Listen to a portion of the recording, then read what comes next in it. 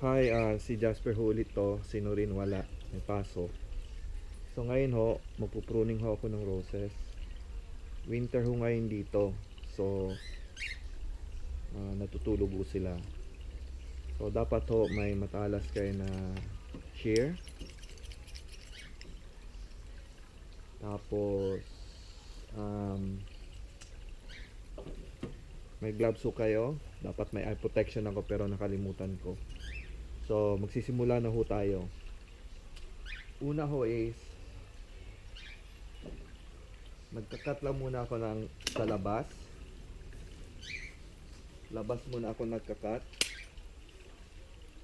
Tapos, saka ko ho ipoporma to.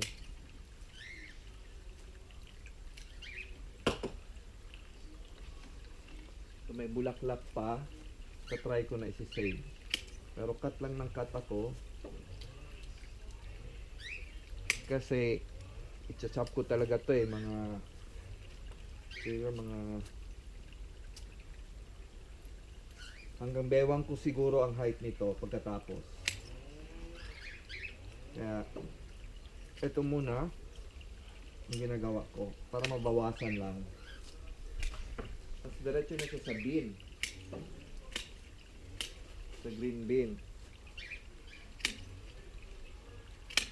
Yan. Tuloy-tuloy lang. Pero may bulaklak. Isisave ko itong bulaklak. O pwede siguro ilagay sa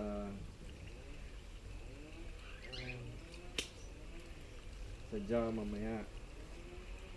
So ito, cut ka lang ng cut. Sa taas.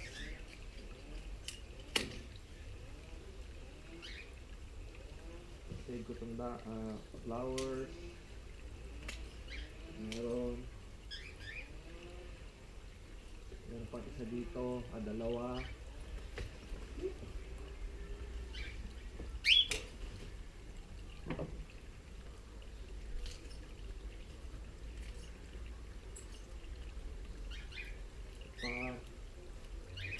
Dito.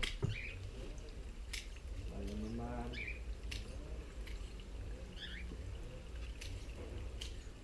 Ito na ilalagay. Tapa ako dito.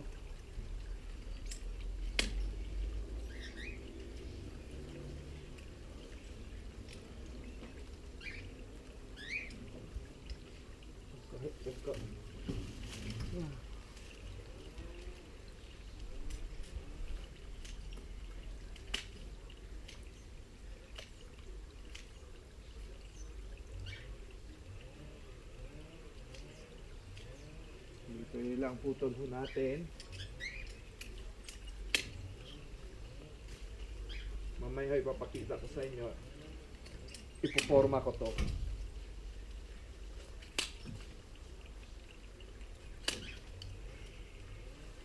Ito may bulaklak, isi-save ko. Ilalagay ko mamaya sa jar. Sayang naman.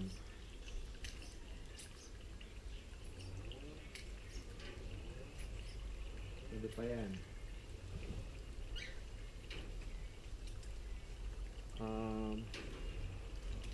Dito medyo matagal na to, tsaka puti.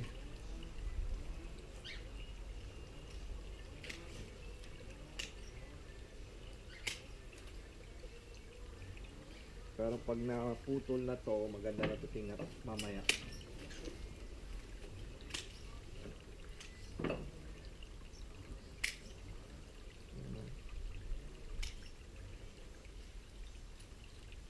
Yan. Putol lang. Diretso sa bin.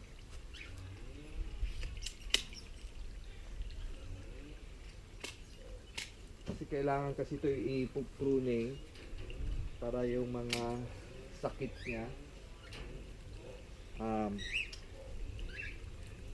natanggal through pruning. At saka pag nag-pruning kayo, dapat yung sa loob ng mga branches tanggalin niyo yun, no? Mag-iwan lang kayong lahat na patubo palabas, yun ang iiwan nyo. Kasi pag hinayaan nyo na tutubo itong sa gitna, pagdating ng spring, walang airflow na dumadaan sa loob, kaya dyan pumapasok yung sakit. Ha? Kaya ganyan paano mag-pruning ng roses. So mag-start ako dito muna sa gitna.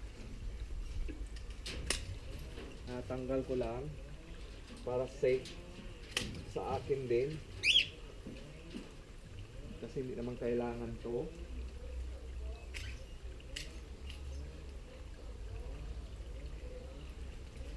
No?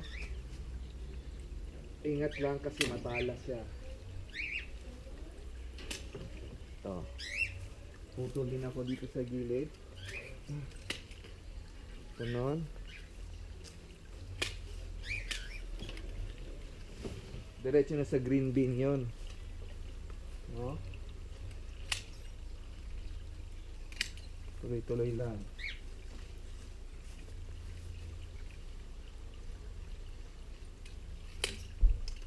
Tapos pag nagputol ako, for example ito, no, ganito, tingnan mo yung mga buds na palabas, para yung branches niya doon siya mag-branch out.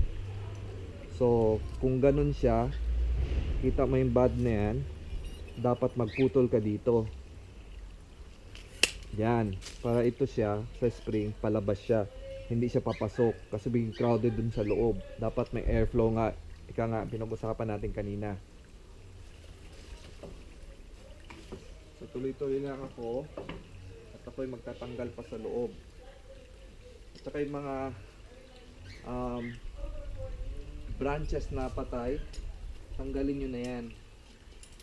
Tulad nito, yan, see, patay na yan. Hindi natin alam na may sakit na pala yan. So, putulin mo lang yan. Yan. Ito rin, patay ito. See? Yan, natanggal lahat yan. Ngayon, nakita nyo to, nagko-cross, no? Nagko-cross siya. So babalikan ko yan kung saan ang tatanggalin ko, kasi gusto ko kasi matutubuan to dito eh. So malamang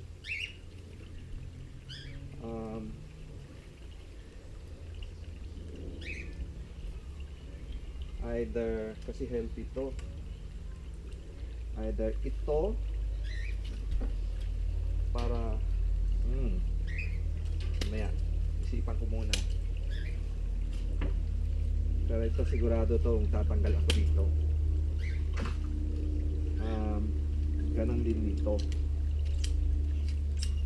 Siguro ang height na iiwan ko is mga ganito. Try ko muna, dandahan lang muna ako puputol, kasi pag naputol ko na to, wala nang bawian. Tulad dito, nakaharang siya. So try muna ako dyan. Ito muna, bawasan ko lang. Tapos ayan ko to.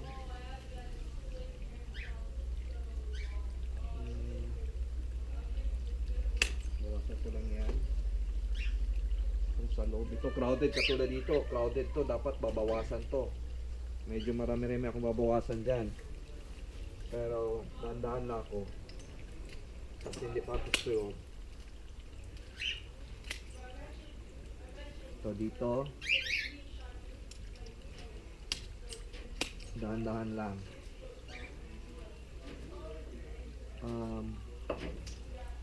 Tricky siya. Okay, babawas talaga ako dito sa taas eh.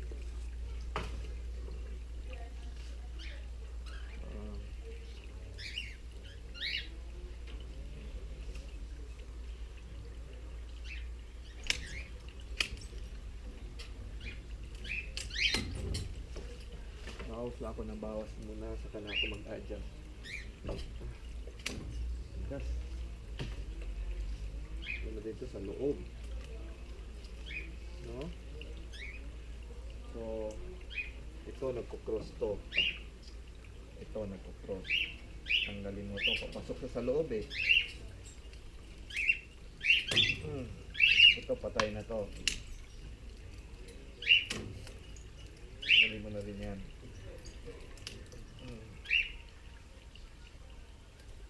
Ito.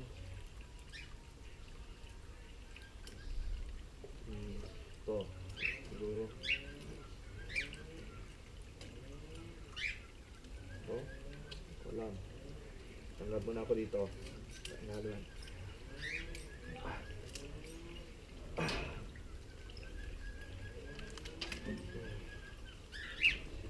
Tanggal pa rin ako dito. Sige lang.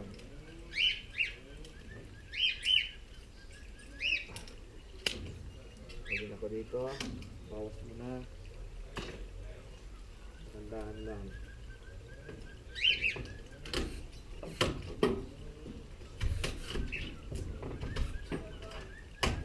Hanggang sa ano, sa fence. Masisira yung fence.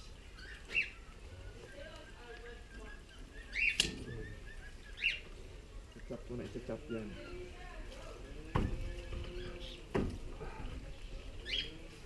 Aray, see? Ingat lang sa mata. Ngayon, bawas up dito sa likod.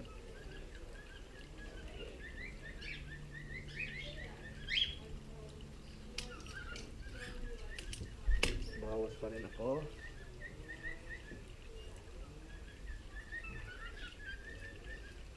Ito nagko-cross. Gas.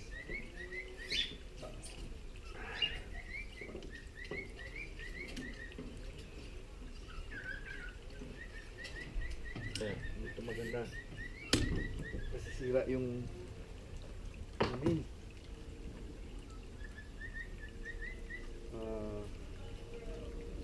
Dapat yung tubo palabas. So magtatanggal pa tayo. Kaya lang, maingat lang ako kasi mapalas.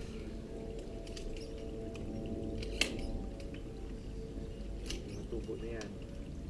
Mapatay. Kaya lang, galing na yan kasi yung nagdadala ng sakit. Gusto ko ikatanggal dito, oh. Ano kaya ito?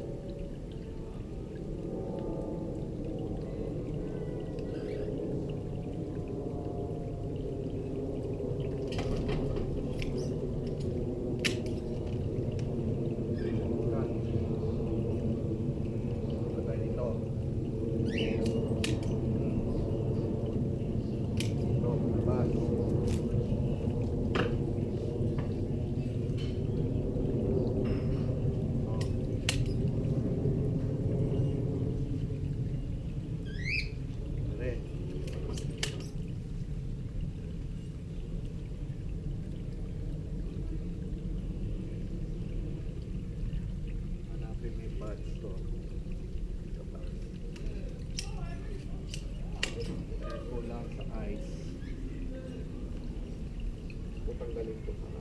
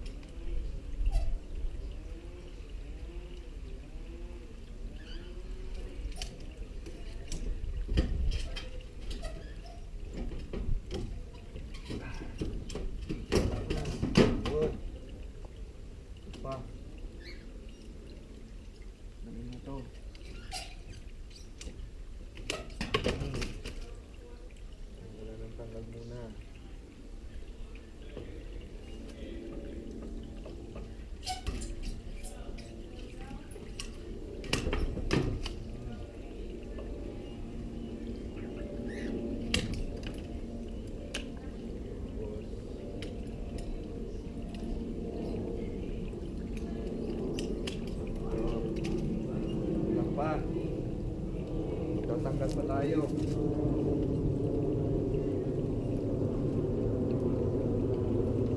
So, tatanggalin ko siguro. So, mag-branch out siya dito eh. Dito lang siguro. In here.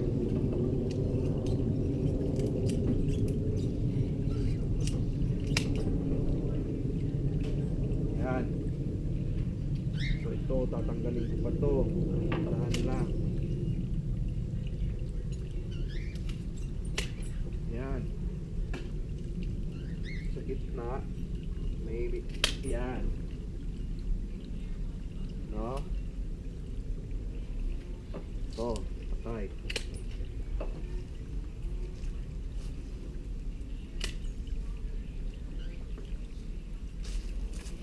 So at the same time to, so tanggal na yung mga unhealthy.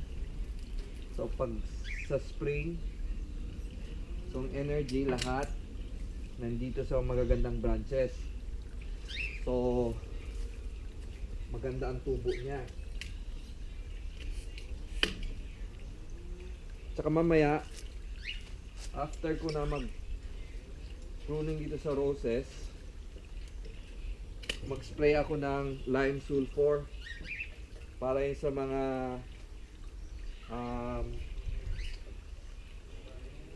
fungal tsaka mga diseases na naka-attach ngayon dito, papatayin niya to. Mas maganda to ngayon kasi wala ng dahon eh. Tsaka yung mga old branches wala na, putol na. So adjust lang ako. Gusto ko tanggalin to. So tanggalin ko to.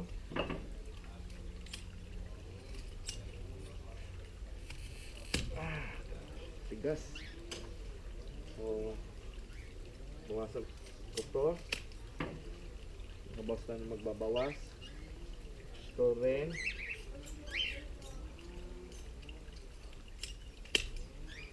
Yan. So gusto ko tanggalin to para ang tubo niya pag ganun. Tempo ko tanggalin to.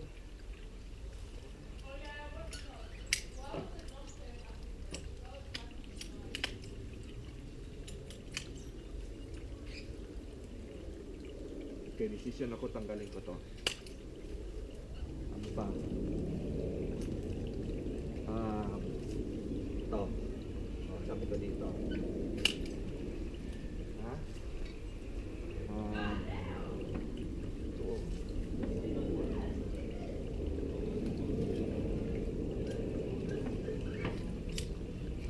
Ito. Ha?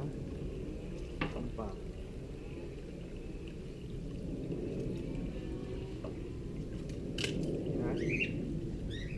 Ito rin.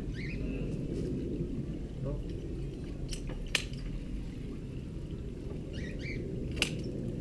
Ha? Ito siguro yan.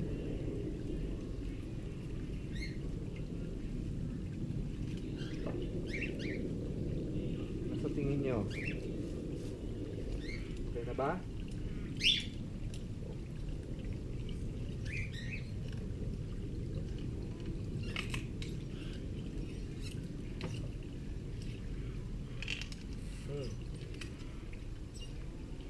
Shoot. Ang kwento. Pa. Yan. Yan.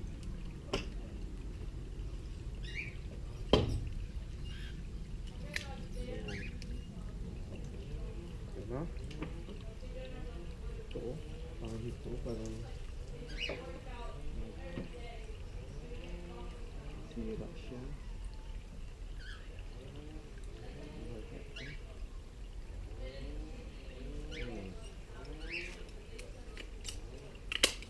B.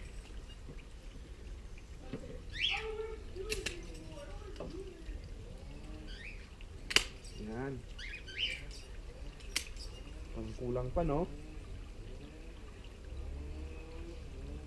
Patanggalan. At ganun muna siguro. So, mga nagano, oh. So guys, ito na. Na-trim ko na. So, diretso na ako linis. No? Lilinisan ko na yun siya.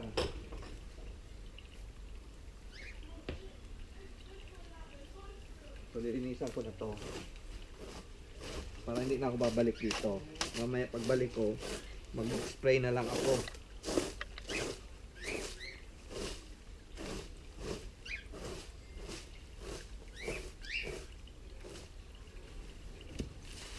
Para maganda tingnan. Diba? Pag madumi, tingnan. Dapat malinis parati. Para hindi masakit sa mata. Pag marumi, masakit sa mata.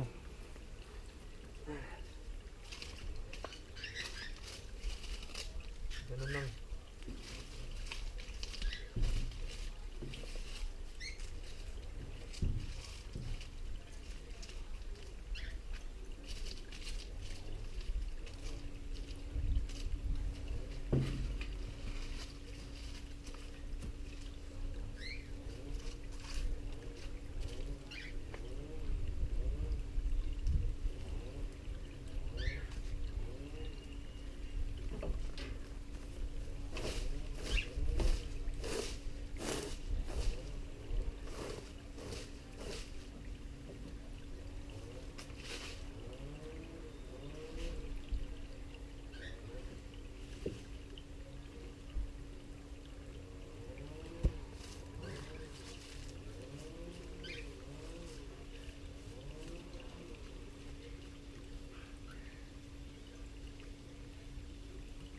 Okay na, tapos nakakolekta tayo ng mga bulaklak. Ilalagay natin to sa ano, sa vase.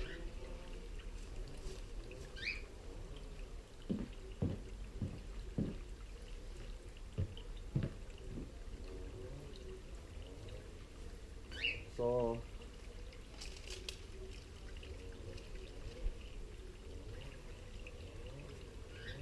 tuloy ko lang to